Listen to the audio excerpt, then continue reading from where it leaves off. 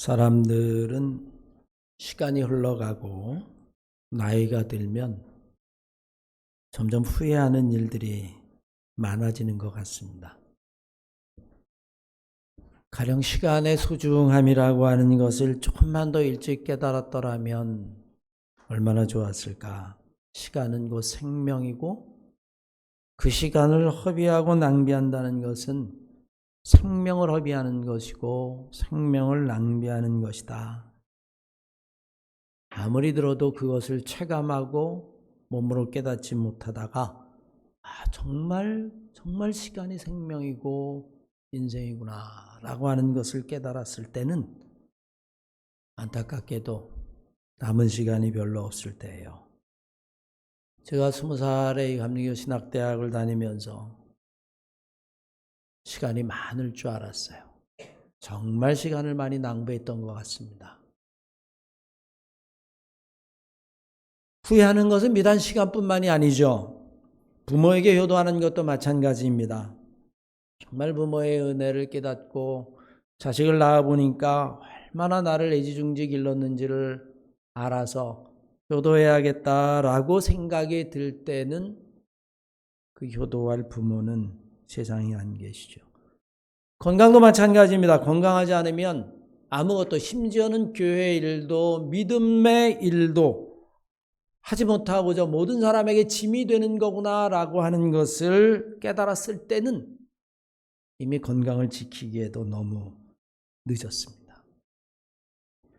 아무리 후회해도 돌아갈 수 없다. 돌이킬 수 없다. 너무나 안타까운 일입니다. 우리가 믿음의 생활을 하고 신앙생활을 할 때에 일찍 깨달을수록 좋은 것이 있습니다. 그것이 무엇이냐 하면 바로 하나님의 사랑입니다. 하나님이 나를 얼마나 사랑하는가, 하나님의 사랑이 얼마나 크고 높고 깊고 그리고 영원한가. 어쩌면 그것을 체험하는 것이 영적인 체험이고 영적인 순례고 신앙의 길이라고 그렇게 이야기할 수 있을 겁니다. 사실 저는 젊었을 때는 하나님의 사랑을 깊이 깨닫지는 못했어요.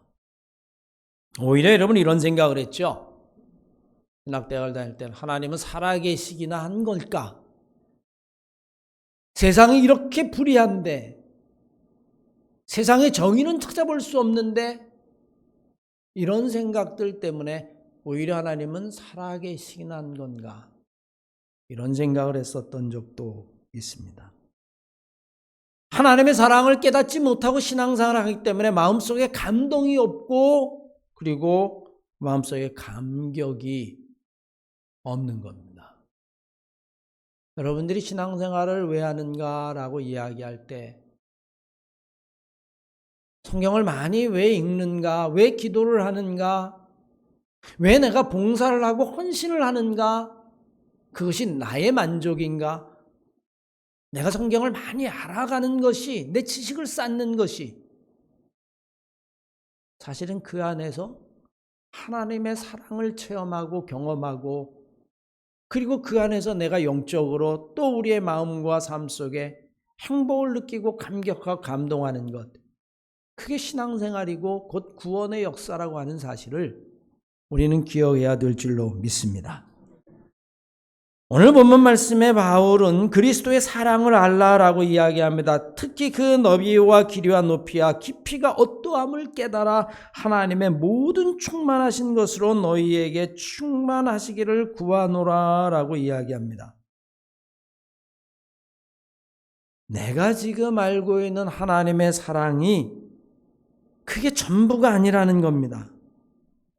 하나님이 이런 분이야 라고 생각하는 것, 하나님은 항상 그 이상이고 그거보다 높고 깊고 넓고 깊다라고 하는 이야기죠. 오늘 본문 말씀, 여러분 바울이 유대인들을 향하여 그리고 에베소 교인들을 향하여 준 편지입니다. 하나님의 사랑, 내가 지금 생각하는 것보다 조금 더 넓게 가져라 하는 이유가 뭐가 있을까? 왜 그랬을까요? 사실 여러분 유대인들과 이방인 사이에서 복음을 증거하는 바울은 늘 다툼에 휩싸였어요. 사실 우리가 세상을 살면서 인간관계에서 특히 갈등을 겪을 때가 많이 있죠. 여러분 그럴 때마다 어떤 생각이 드십니까?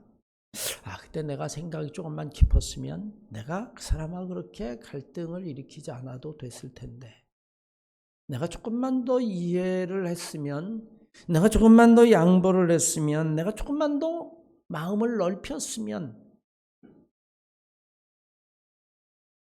내가 조금만 더 미리 앞을 내다봤더라면, 내가 그 결과를 조금만 더 예측을 했더라면 아마 여러분 그런 생각을 하실 겁니다. 그런데는 그때 그러지 못했죠. 후회하는 거죠. 조금만 더 깊게 생각하고, 조금만 더 넓게 생각하고, 조금만 더 멀리 생각하고. 근데 이것은 우리의 생각뿐만이 아니라 오늘 바울은 우리들에게 이야기합니다. 하나님의 사랑도 그렇다는 거예요. 하나님의 사랑도.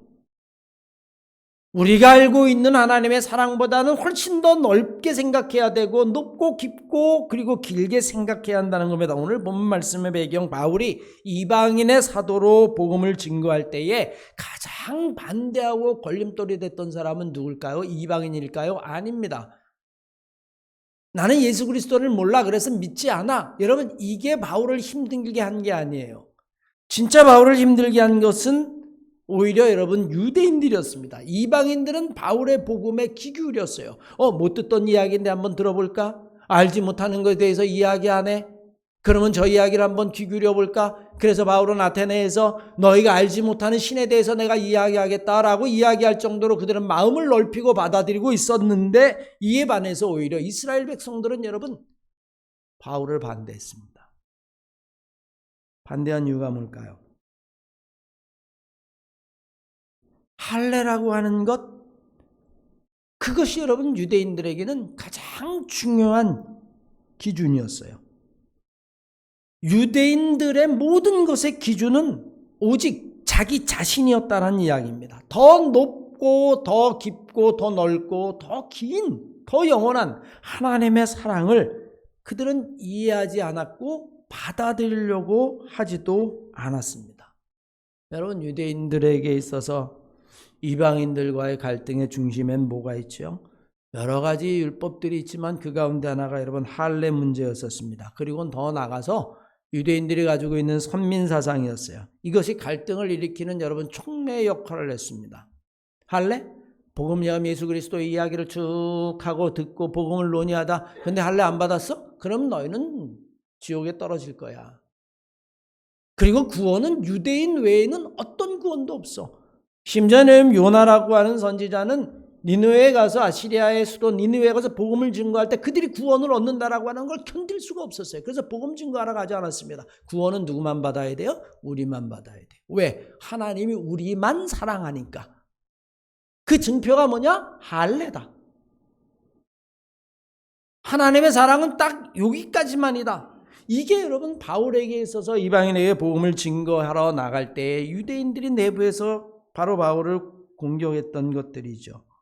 그러나 바울이 바라볼 때는 여러분이 할례라고 하는 것은 복음의 본질이 아니었어요. 그건 성숙하지 못한 사람이 가지고 있는 고집에 불과했고, 그건 유대인의 전통과 율법에 불과했다라고 하는 사실입니다. 여러분, 때로는 우리의 모습이 이렇죠. 성숙하지 못한 우리의 모습이 그렇습니다. 조금만 더 폭넓게 생각하고, 조금만 더 깊게 생각하고, 조금만 더 높은 관점에서 바라본다면 우리들이 겪고 있는 모든 심각한 문제들을 넘어설 수 있음에도 불구하고 우리는 여러분 거기에 딱 갇혀버리는 거예요. 유대인 입장에서 볼 때 할례가 중요할지는 모르지만 헬라인인 아니면 이방인의 입장에서 볼 땐 오히려 여러분 벌림돌이 된 거죠. 그런데 여러분 오늘 본문 말씀해 보면 이 바울이라고 하는 인물을 살펴보면 그 안에 이 경계를 넘어서기 위한 하나님의 특별한 섭리가 있음을 우리는 알게 되어집니다. 바울은 정말 독특한 사람이에요. 바울은 유대인이죠. 날 때부터 유대인입니다. 그런데 그는 로마 시민권을 가지고 있었어요. 헬라 철학이나 아니면 헬라 문화에 대해서 아주 능통했습니다. 가마랴 학파에서 수학을 했기 때문이죠. 바울은 유대인이면서 동시에 그 당시에 헬라 로마 사람이었기 때문에 이 두 가지를 다 볼 수 있는 안목이 바울에게는 있었습니다. 특별히 경계선상에 있는 사람이라고 이야기할까요? 유대인이면서 로마인, 로마인이면서 동시에 유대인. 그런데 여러분 왜 그랬을까요? 하나님이 특별히 바울을 택했기 때문입니다. 사실 유대인의 관점에서 바라본다면 여러분 바울은 박해자예요. 심판받아야 될 사람입니다. 스데반을 죽이는데 앞장을 섰고요. 그가 회심을 했다라고 이야기하는 다메섹으로 가는 그 길 위에서의 그 바울의 본래의 모습은 왜 다메섹으로 가요? 자기를 핍박하는 사람을 잡아서 죽이려고 여러분 바울이 가고 있었습니다. 그럼 유대인의 생각은 어떨까요? 이 사람은 유대인을 죽이는 사람이에요. 이 심판해야 됩니다. 스데반을 죽일 때 앞장섰던 사람이에요. 하나님 이 사람은 절대로 하나님의 사람이 될 사람이 아닙니다. 박해자일 뿐입니다. 그런데 여러분 사도행전 9장 13절로 16절까지의 말씀해 보면 하나님이 이렇게 이야기하죠.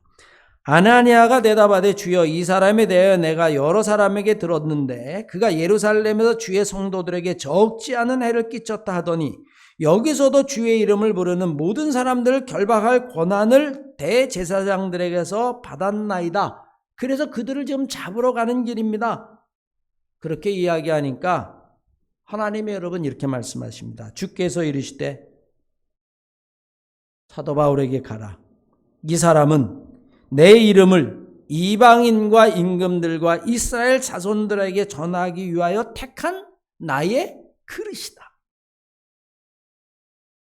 유대인들 너희들이 생각하고 있는 그 섭리와 계획 그것이 아니라 나는 정말 이방인들을 위하여 이 사도 바울 오히려 박해자, 핍박자를 내가 택했다라고 이야기합니다. 여러분 유대인이 생각했던 그리스도의 사랑보다는 훨씬 넓지요. 유대인이 생각했던 구원보다 훨씬 높고 깊지요. 하나님의 사랑이라고 하는 것, 하나님의 섭리와 계획이라고 하는 것은 여러분 늘 우리를 넘어서 있다라고 하는 사실입니다. 하나님은 유대인에게 시작된 복음을 알면서도 이방인 헬라 문화와 철학도 아는 사람이 필요했기 때문입니다. 그래야 복음을 더 넓은 세계로 전할 수 있기 때문입니다. 이 하나님의 뜻이 없다면 우리는 여러분 그리스도인이 되지 못했을 겁니다. 복음은 지금도 어디에 있어요? 예루살렘에만. 유대인들만 믿는 거예요, 그냥. 복음이 여기까지 전해질 리가 없죠. 이 조선 땅까지. 유대인이 생각했던 것보다 하나님의 구원의 계획과 섭리는 훨씬 넓고 높고 깊고 길었다라고 하는 사실을 우리는 알아야 합니다. 그래야 복음이 전 세계에 전파될 수 있기 때문입니다. 하나님의 뜻과 예수 그리스도의 사랑이 어찌 유대인에게만 갇혀 있을 수 있겠습니까? 로마서 3장 29절로부터 30절까지의 말씀에 보면 바울이 이렇게 이야기해요. 하나님은 다만 유대인의 하나님이시냐? 또한 이방인의 하나님은 아니시냐? 진실로 이방인의 하나님도 되시느니라. 할례자도 믿음으로 말미암아 또한 무할례자도 믿음으로 말미암아 의롭다 하실 하나님은 한 분이시니라. 너희들이 가지고 있는 생각을 넓히고 높이고 더 길게 보고 더 깊게 봐야 한다라고 하는 이야기죠. 바울은 유대인들에게 하나님은 당신만 사랑하는 것이 아니라 유대인을 넘어 이방인까지도 온 세상에 있는 사람들을 사랑하시는 그 예수 그리스도의 사랑의 너비와 길이와 높이와 깊이를 알라라고 이야기합니다. 사랑하는 한마음교회 성도 여러분, 신앙생활이 뭘까요? 나는 예수 믿고 구원을 받았다. 그게 여러분 우리의 신앙생활의 마지막이라면 우리는 하나님의 사랑, 예수 그리스도의 사랑, 성령의 섭리를 모르는 거죠. 하나님의 사랑, 예수 그리스도의 구원, 성령의 역사는 그거보다 훨씬 넓고 높고 깊고 길다라고 하는 사실을 우리가 깨달아야 될 줄로 믿습니다. 바울은 유대인들에게 하나님은 당신만 사랑하는 것이 아니라 유대인을 넘어 이방인들까지 사랑하는 하나님의 사랑의 넓이와 깊이와 높이를 알라라고 이야기합니다. 우리는 여러분 살면서 이미 말씀드린 대로 수없는 갈등을 만날 때마다 특별히 여러분 사랑하는 사람과의 갈등을 생각할 때는 우리는 이것들을 다시 한번 묵상해야 될 겁니다. 때로는 여러분 그 많은 문제들 중에 시간이 지나고 나면 후회하는 것들이 있습니다. 조금만 깊게 생각할 걸. 조금만 더 생각을 넓혀서 나만 본 게 아니라 상대방도 보고 이웃도 보고 주변에 있는 모든 것들을 좀 보았더라면. 오늘날 본 게 아니라 지금 이 이야기의 결과까지도 생각을 해서 내일도 모레도 그것을 좀 생각했더라면. 우리는 그 순간에 여러분 놓치지 말아야 할 아주 중요한 것이 하나 있습니다. 그것이 무엇이냐면 그것을 깨닫기라도 한다면 우리는 이미 그만큼 성숙했다라고 하는 거예요. 후회하고 있구나라고 하는 것은 여러분 다른 말로 바꿔 이야기하면 내가 어리석었구나라고 하는 것을 깨닫고 있다는 거예요. 그만큼 성숙했다라고 하는 이야기죠. 조금이라도 넓어졌다는 이야기입니다. 그런 후회는 하나님이 주시는 후회라고 성경은 이야기해요. 우리를 더 지혜롭게 하니까요. 오늘 바울이 유대인들을 향하여 이야기한 것처럼 바울은 우리를 향해서도 말합니다. 주님의 사랑의 넓이와 깊이와 높이가 그 길이를 지금보다 넓혀라. 사랑하는 한마음교회 성도 여러분, 우리가 하나님의 사랑, 그 사랑으로 우리가 신앙생활 하는데 그 하나님의 사랑, 여러분과 제가 생각하는 것보다 하나님의 사랑은 넓고 높고 깊고 영원하다라는 것을 다시 한번 깨닫는 예배가 되시기를 주의 이름으로 간절히 축원합니다. 사랑의 넓이를 알라고 이야기합니다. 우리는 가까운 사람, 내 가족, 내 자식, 그것이 여러분 어쩌면 우리의 사랑의 넓이인지도 모릅니다. 관계없는 사람, 처음 보는 사람, 우린 여러분 사랑할 수 없어요. 어쩌면 여러분 그게 우리들의 한계인지도 모릅니다. 그걸 조금 더 넓히는 사람을 우리는 저 사람은 정말 사랑이 많다. 저 사람은 정말 자비롭다. 저 사람 좀 온유하다. 그런 사람들의 말 한마디를 잘하면 저 사람은 배려심이 깊다. 우린 여러분 그렇게 이야기하는 것뿐입니다. 그게 한없이 넓어지면 우리는 예수 그리스도의 사랑까지 도달할 수 있을지도 모르죠. 넓이만 그런 것이 아닙니다. 우리가 신앙생활 할 때에 그 넓이뿐만이 아니라 때로는 여러분 우리의 신앙의 길이도 오늘 성경은 이야기하죠. 여러분 우리는 신앙생활 할 때 어때요? 딱 지금까지입니다. 오늘 막 사이가 좋다가 그 다음에 딱 사이가 틀어져서 다투고 갈라지면 어떻게 돼요? 빠이빠이. 그 다음 왼수가 돼요. 전화도 안 해요. 말도 안 해요. 끝. 경계가 딱 생기고 맙니다. 우리는 수없이 여러분 변덕스럽죠. 내일 일을 모릅니다. 그냥 오늘까지고 이 순간까지입니다. 그런데 여러분 요한복음 13장 1절 이하의 말씀이면 주님은 이렇게 이야기합니다. 유월절 전에 예수께서 자기가 세상을 떠나 아버지께로 돌아가실 때가 이런 줄 아시고 세상에 있는 자기들을 사랑하시되 제자들을 사랑하시되 끝까지 사랑하셨다. 자기를 배반한 그 자녀, 그 제자들까지 끝까지 사랑하셨다. 모르겠습니다, 여러분. 우리가 진짜 여러분을 판 배신자까지 사랑할 수 있을지 모르겠어요. 그 순간까지, 죽음의 순간까지 사랑할 줄, 그게 가능한지는 모르겠습니다만. 그러나 중요한 것 하나 있죠. 지금보다는 넓어지고 깊어지고 길어져야 됩니다. 그래야 우리가 하나님의 사랑을 알아가는 거죠. 오늘 바울이 그 사랑을 알라라고 이야기합니다. 그 사랑을 알라. 진짜 사랑의 높이를 알라. 여러분 가장 높은 사랑이 뭘까요? 부모의 사랑이죠.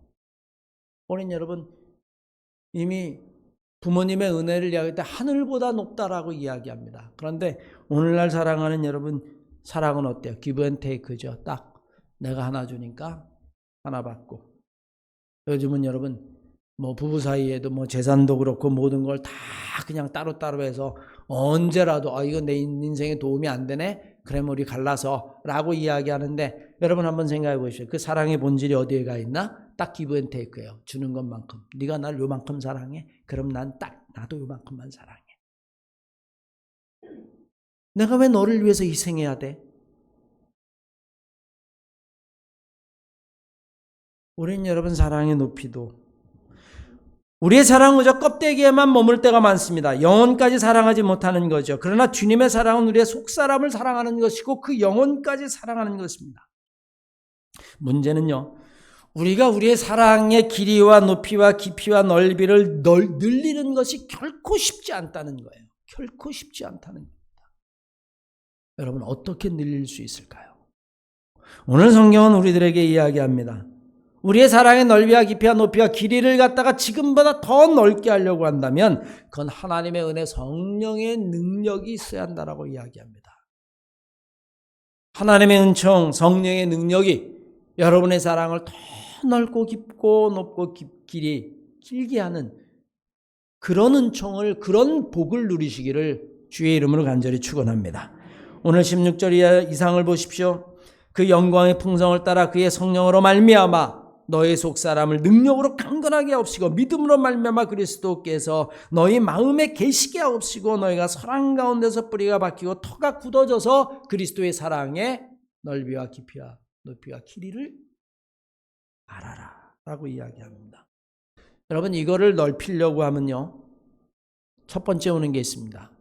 고통스러워요. 자기를 깨는 거기 때문에 고통스럽습니다. 그 노력을 안 하면 고통스럽지 않아요. 아 그래 너는 너 나는 나. 아 여기까지란 말이지. 나 너 이해 못해. 너 나 이해 못해? 이해 못해. 그러면 그냥 따로야. 여러분 얼마나 편합니까? 얼마나 편해요. 오늘날 여러분 외로운 늑대 아니면 뭐 고립된 뭐 사람들 이런 사람들이 여러분 세상으로 안 나오는 이유가 어디에 있을까요? 여러분 앞으로는 사회 문제가 더 많이 될 겁니다. 이미 일본에서는 여러분 그런 현상에 대한 일들이 여러 번 드러나게 되어지는데 왜 그럴까요? 세상에 나오기가 두려운 거예요. 그럼 어디 있는 게 좋아요? 그냥 내 방 안에만 있는 게 좋은 겁니다. 내 방 안에만 있는 게. 그거를 깨고 나오려고 그러면 양보도 해야 되고 이해도 해야 되고 때로는 여러분 많은 것들을 감수해야 되는데 그게 너무나 고통스러운 거예요. 사실 우리가 세상을 살면서 내 사랑을 넓힌다라고 하는 것 아니면 내 사랑의 길이, 넓이, 깊이 이것을 다 한다라고 하는 것은 여러분 알을 깨는 것만큼이나 힘듭니다. 때로는 여러분 자존심도 접고 이해를 해야 돼요. 세상에서 가장 힘든 게 뭘까요? 자존심 접는 겁니다. 제가 목회를 하면서 여선교회 아니면 뭐 남선교회 뭐 중고등부 청년부 할 거 없어요. 안에서 갈등이 생길 때 그 갈등의 핵심에 딱 들어가면 딱 하나입니다. 자존심 상해서요. 못 참겠어요. 아주 사소한 거예요. 예전에 여러분 저 춘천에서 김장할 때에 여선교회 대판 싸움이 났다고 한번 말씀드렸죠. 왜 그런지 아십니까? 미원을 많이 넣는 거 갖고 싸웠어. 그게 싸울 일이에요? 대판 싸움. 미원을 넣으면 맛있죠. 근데 미원을 막 국자로 넣으니까 뺀 사람이 몸에 안 좋아. 그게 사실 글루탄산 나트륨이라 해서 좀 몸에 안 좋긴 하지만 맛은 나잖아요. 그걸 막 넣으니까 넣지 말라고 해서 그거 가지고 이야기를 하다가 넣지 말라니까. 그래도 맛있으니까. 근데 여러분 이게 나중에 뭐로 가냐면 너는 틀렸어 이거로 받아들이는 거예요. 넌 많이 넣는 게 틀렸어 그러고 너는 맛없는 게 틀렸어 라고 이야기해서 결국에는 대판 싸워서 여러분 김장이 파장이 되는 겁니다. 여러분 안 그럴 것 같아요? 누군가 여러분 자존심 한번 퍽 긁어놓으면 교회 안 나옵니다. 자존심 상해서 안 나오는 거예요. 그거를 깬다라고 하는 건 여러분 고통 가운데 있는 겁니다. 정말 어려운 거예요. 때로는 여러분 내 굳어진 편견을 깨야 되고요. 때로는 내가 어리석었다라고 하는 것조차도 인정을 해야 됩니다. 아 그래 내가 그때 정말 그때 내가 그렇게 화를 냈는지 모르겠어. 미안해. 이 말이 얼마나 어려운지는 경험해 보면 압니다. 보통 그 얘기 안 하지요. 속된 말로 얘기하면 쌩까고 지나가는 겁니다. 그래? 그만해. 너도 그래? 나도 그래. 그만 끝. 마음을 넓히기가 그만큼 어려운 거예요. 그리스도의 사랑을 조금 더 넓히기가 그렇게 어려운 겁니다. 사랑을 깊게 만들기가 어려운 거고요. 한 치 앞을 더 보는 것, 오늘이 아니란 이 말의 결과를 한 번 더 생각하는 것, 그거는 정말 어려운 겁니다. 어떻게 해야 가능하다고요? 성령이 도우셔야. 성령의 능력으로. 여러분 안에 하나님의 영, 그것이 여러분 스스로 부족함을 깨닫게 하고 내 어리석음을 깨닫게 하고 내 미련함을 깨닫게 하고 그리고 그것을 받아들이게 하고 그리고 그것을 치유하게 하시고 그건 여러분 오직 하나님의 영 성령밖에 없다라고 하는 사실을 깨달으시기를 바랍니다. 성령이 우리의 부족한 것을 채워줘야만 합니다. 우리가 쉬지 않고 기도해야 하는 이유가 바로 여기에 있죠. 성령은 우리의 연약함을 의미하십니다. 로마서 8장 26절 말씀을 보십시오. 이와 같이 성령도 우리의 연약하심을 도우시나니 우리가 마땅히 빌 바를 알지 못하나 오직 성령으로 말할 수 없는 탄식으로 우리를 위하여 친히 간구하시느니라. 인간의 마음엔요, 두 가지의 힘이 있습니다. 하나는 구심력이에요. 끊임없이 내 안으로 끌어들이는 겁니다.